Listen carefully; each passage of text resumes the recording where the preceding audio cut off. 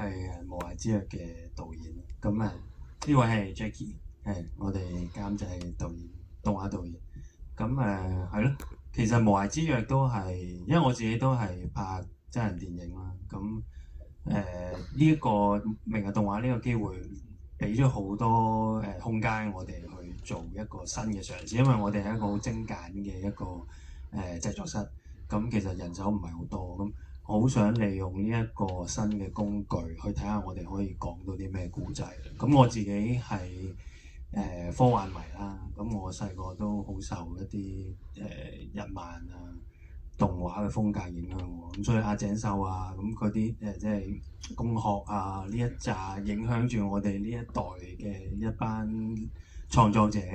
咁有冇可能喺一個自己嘅咁精簡嘅團隊，或者喺香港講一個吸引到觀眾嘅科幻嘅故事咧？咁所以就有呢個諗法創作無涯之約。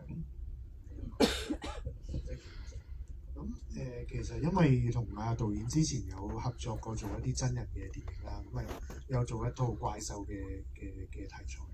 咁跟住做完之後，我哋一路都諗仲有冇機會可以做翻啲類似怪獸嘅嘢咧？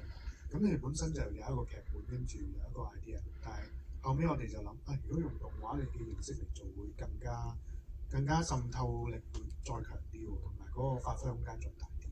咁所以我哋就開始做呢個項目咯。咁跟住然之後，我哋其實做完一啲設定，跟住就發覺，咦啱啱明日動畫計劃嚟嘅喎，咁我哋就嘗試參加，結果就完成咗呢個調研。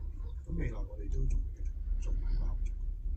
我相信係因為據我所知係其實一個無涯之約本身係一個幾大嘅一個世界觀啦，可以講啦。咁就有延伸性啦，同埋亦都好多方面嘅 IP 嘅發展。